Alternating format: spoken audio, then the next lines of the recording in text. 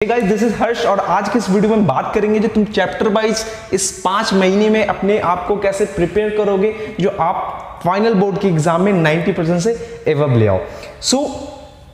चलो मैं शुरू करता हूं साइंस से, फिर इंग्लिश, मैथ, एसएसटी और हिंदी और संस्कृत सारे पे आएंगे। तो जो इस वीडियो को देख रहे हो स्किप मत करना वीडियो, हो सकता है मैं कोई इंपॉर्टेंट बात बोलूं आपको और वो आपके 15 सेकंड या 10 सेकंड के बीच छूट जाए। वीडियो को छोटा ही रखेंगे और जल्दी से मैं समझाऊंगा जो आपको कैसे प्रिपेयर करना है खुद को जो आप 90% एंड एबव ले आओ। तो चलिए इस वीडियो को शुरू करते हैं। देखो यार, साइंस आपने शुरू किया क्लास 10th का साइंस कॉन्सेप्ट शुरू किया, 18 या 19 चैप्टर है। इस कोविड की वजह से 1-2 चैप्टर उसमें से घटाए गए हैं। तो अब आता है साइंस का 3 ब्रांच, फिजिक्स, केमिस्ट्री और बायोलॉजी, राइट। तो फिजिक्स को क्या किया आपने, अच्छे से पढ़ा, बायोलॉजी को अच्छे से पढ़ा, केमिस्ट्री छोड़ दिया, केमिस्ट्री में ज्यादा इंटरेस्ट दिखाया, फिजिक्स को छोड़ दिया। तो करना क्या है आपको, सबसे पहले तो आपको लेसन्स पे ध्यान देने हैं। जो पहला मेरा लेसन्स कैसे होगा, मेरा लेसन कंप्लीट कैसे होगा। उसके बाद एनसीईआरटी सॉल्यूशंस पे, जिसमें मैंने बताया जो एक्सरसाइज और दूसरा आता है एग्जांपल्स।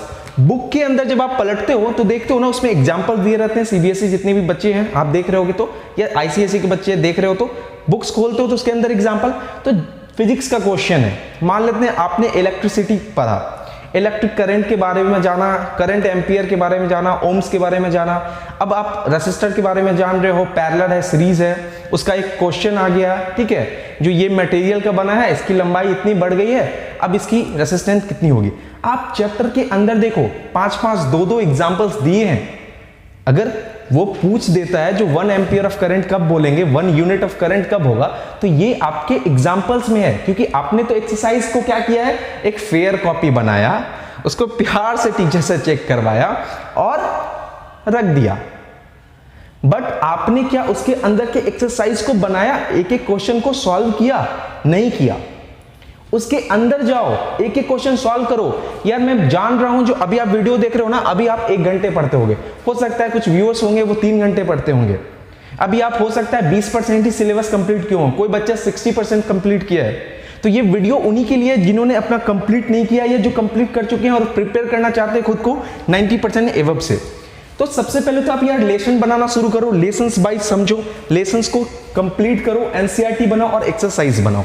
एक्सरसाइज बनाने से होता क्या है ना, मैं एक सजेस्ट करूंगा, मैं बुक्स नहीं बोलूंगा बट आप साइड चले जाओ तो मैं बोल सकूंगा जो एसके जैन की बुक आती है न्यूमेरिकल की, यार फिजिक्स की न्यूमेरिकल की एक एसके जैन की बुक आती है, बहुत अच्छी बुक है, मैंने भी अपनी जिंदगी में पढ़ी थी उसको और मुझे लगा जो वो न्यूमेरिकल के लिए सबसे बेस्ट बुक आता है। उसमें बहुत सारे न्यूमेरिकल्स मिलेंगे तुम्हें चैप्टर वाइज और सॉल्व होते हैं। सबसे बड़ी चीज होती है वो बनी बनाई होती है जिसे आप कॉन्सेप्ट क्लियर कर सकोगे, राइट।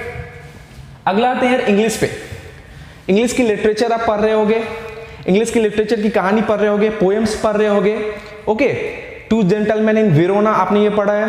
अब आप ये बताओ आपने लिटरेचर को क्या किया, कहानी पढ़ लिया या कहानी को समझने की कोशिश की। यार देखो, कहानी हो, पोयम हो, सबकी समरी खुद लिखना सीखो। जब आप खुद ब खुद समरी लिखोगे ना, खुद से जब समरी लिखोगे देन इट्स मीन कि आपने क्या किया, उस कहानी को समझ लिया है। फिर मुझे नहीं लगता, मैं अगर आपसे बोलूं कोई एक मूवी आपने देखा है, कोई एक मूवी ने आपने पूरा देखा है, जब उससे कोई क्वेश्चन होता है जो क्या हुआ था उस वक्त, तुम बहुत इजीली आंसर दे देते हो ना। क्यों? क्योंकि तुमने उसे चलता हुआ और अपने दिमाग में अच्छे से समझा है। वैसे ही कहानी का या पोयम का समरी लिखना सीखो। यार जब समरी लिख लोगे ना तो वो तुम्हें ईज बना देगा, तुम्हें आराम कर देगा, तुम्हारे किसके लिए, तो समझने के लिए, ठीक है। ये लेडी लिटरेचर की बात। अब आते हैं ग्रामर। ग्रामर जो है वो सीखने पे चीज है। अगर आप ग्रामर नहीं सीखते हो, आपने टेंस को अच्छे से नहीं पढ़ा है तो आप में प्रॉब्लम आएगी। तो कोशिश करो, जो मैं डेली का हाफ एन आवर किसको दूंगा, तो ग्रामर को दूंगा, क्लियर। ये आप कोशिश कर लो जो मैं डेली का इतना घंटा ग्रामर को दूंगा।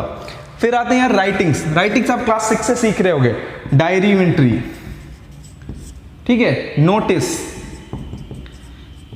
ये आप क्लास 6 से सीख रहे हो। बस अब इसके फॉर्मेट को समझो। अगर आपको अभी नहीं आ रहा है राइटिंग तो आप उसके फॉर्मेट को समझ लो। फॉर्मेट समझने के बाद खुद ब खुद तुम लिखना शुरू कर दोगे। यार आती है बात मैथ्स की। साइड बुक बना रहे होगे आरडी शर्मा, राइट।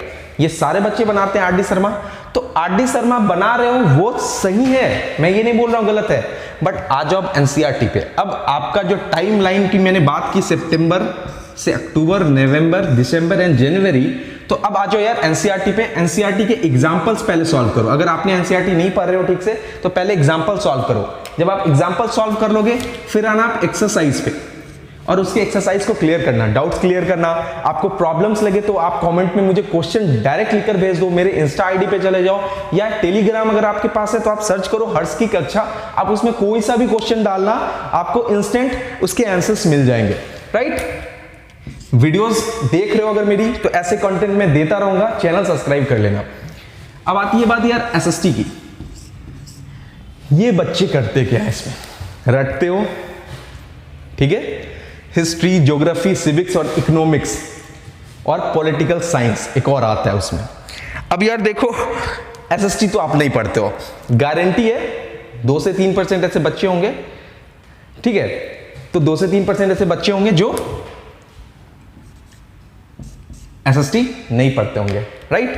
तो एसएसटी को क्या करो, क्वेश्चंस बनाओ। एसएसटी के जितने क्वेश्चंस हैं उसको सॉल्व करना शुरू कर दो, मतलब कॉपी में लिखना शुरू कर दो। जब आप कॉपी में लिखना शुरू कर दोगे तो ईज आएगा और आपको याद होंगे। अब आते हैं यार हिंदी और संस्कृत। तुम लोग तो उसको हंसी में ले लेते हो, हिंदी और संस्कृत है यार ऐसे पास हो जाएंगे। यार देखो पास नहीं, यही 2 सब्जेक्ट होते हैं जो तुम्हें नंबर्स उठाते हैं, तुम्हारे परसेंटाइल में मदद करते हैं आगे जाने के लिए। तो हिंदी की कहानियां, हिंदी की व्याकरण या संस्कृत व्याकरण और संस्कृत के जितने अध्याय हैं तुम्हारे व्याकरणस में दिए हुए हैं, लट लकार हो, लिट लकार हो, ये सारे को याद करो। ये याद करना होता है, ठीक है। जो शब्द रूप है, धातु रूप है संस्कृत का, उसे याद करना होता है। किसी भी चुनौतियों से भागो मत, उसे लड़ना सीखो। बी अ वॉरियर एक्चुअली, ठीक है। अपने आप में वो योद्धापन, क्योंकि मैं ये नहीं बता रहा हूं यार आप अगर 1 घंटे पढ़ रहे हो तो अचानक से आप 8 घंटे तो नहीं पढ़ोगे ना। तो कोशिश करो 1 को 2, 2 को 3, 3 को 4, 4 को 5, ऐसा करना शुरू करें, ओके। तो अब बात है, लास्ट है हमारा टाइमलाइन।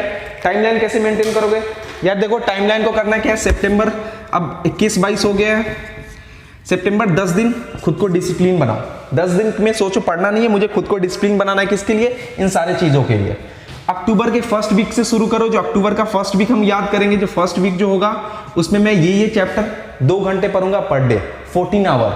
नवंबर जाते जाते उसको 40 घंटे बनाओ, एक वीक में 40 आवर्स का कंप्लीटेशन रखो, समझो ये मेरा गोल है, मुझे यहां तक पहुंचना है। और जनवरी जाते जाते आप सिलेबस भी कंप्लीट कर लोगे, सब्जेक्ट वाइज क्लियर हो जाओगे एंड गारंटी आप 90% एबव ले आओगे। सो आई होप कि वीडियो अच्छा लगा होगा, ऐसे कंटेंट देता रहूंगा। चैनल सब्सक्राइब करना, कमेंट करना, कोई डाउट हो तो। So see you in the next video, bye bye.